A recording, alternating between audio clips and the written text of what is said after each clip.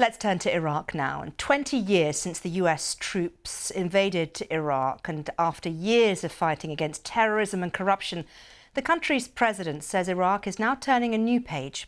In his first English-speaking television interview since taking office in October, President Abdul Latif Rashid spoke to me about the new period of relative peace and stability that Iraq is enjoying. He says the country is now focused on tackling important issues like climate change, regional security and global investment. I think any investment, especially for foreign investment, there are a number of factors which are very important. First of all is the opportunity. And according to our government program, there are a lot of opportunities for investors to come and invest in Iraq.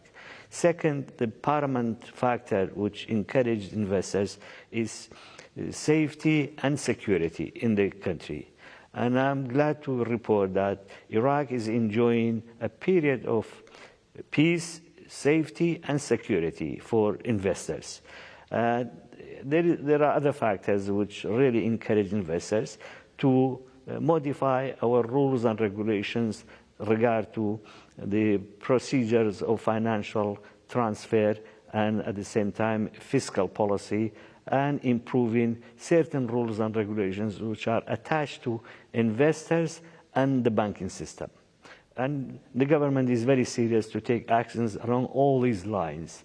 And I want to report again, the security of Iraq is good, and Iraq has been enjoying a period of safety and security for the last few years.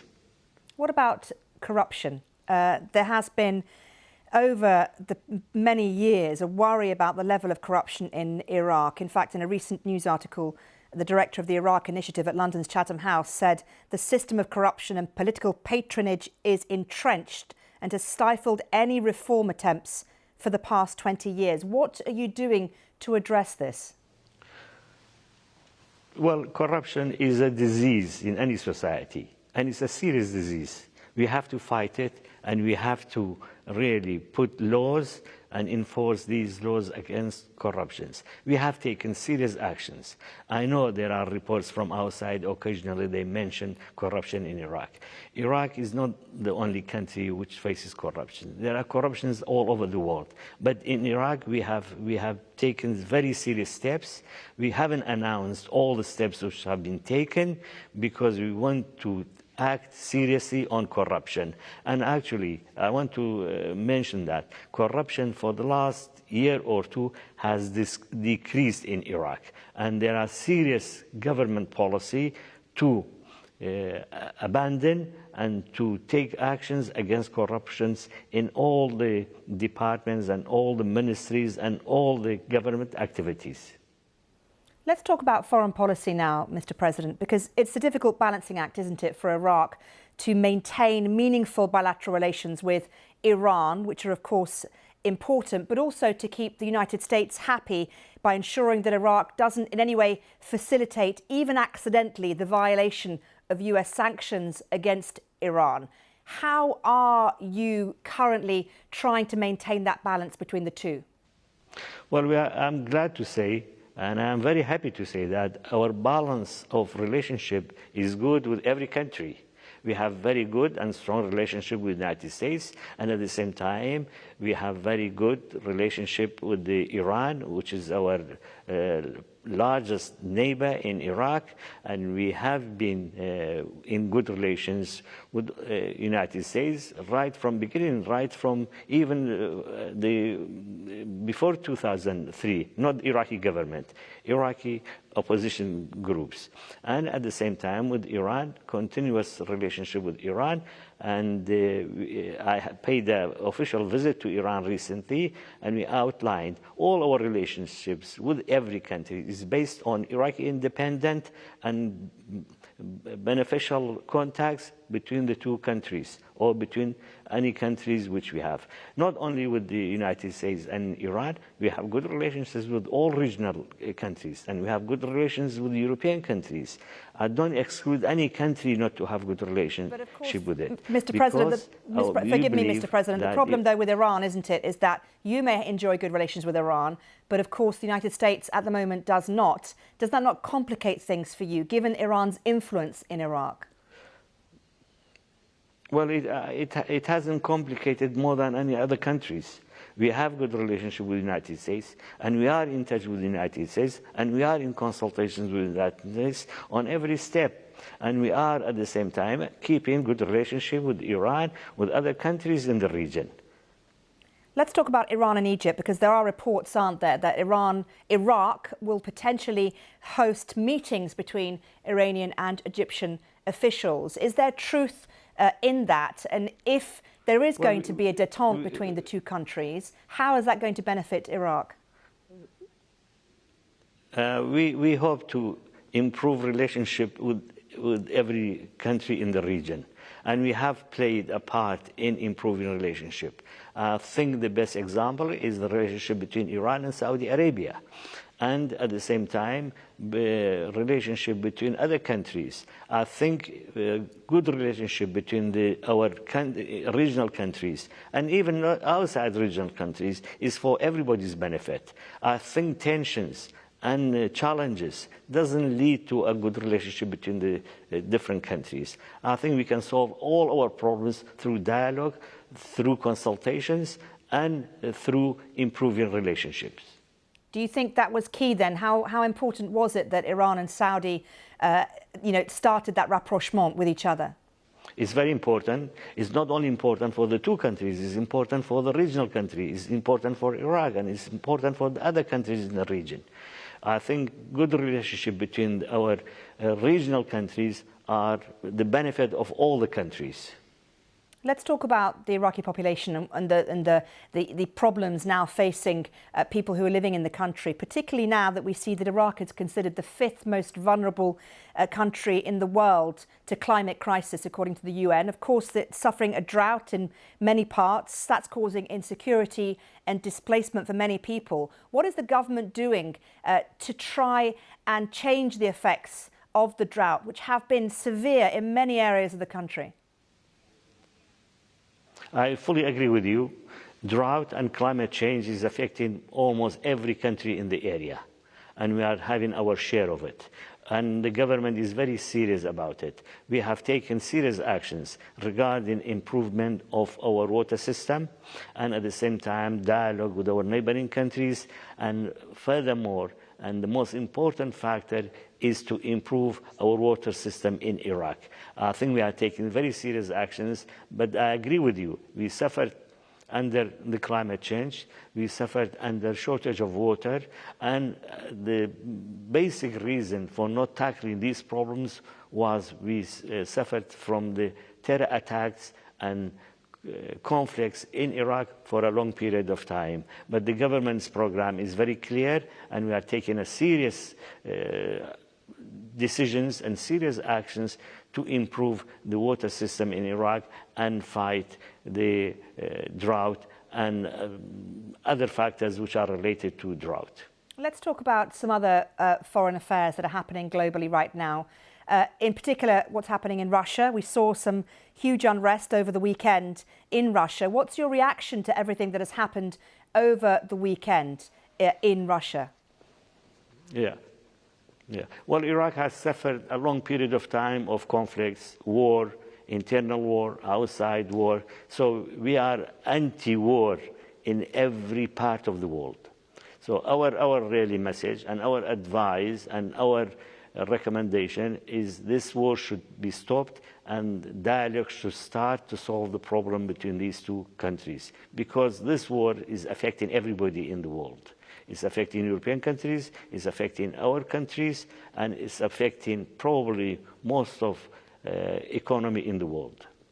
But Iraq is quite different, isn't it, to many countries globally right now, because Iraq is trying to a large extent to strengthen bilateral relations with Russia during a time when it is the aggressor against Ukraine.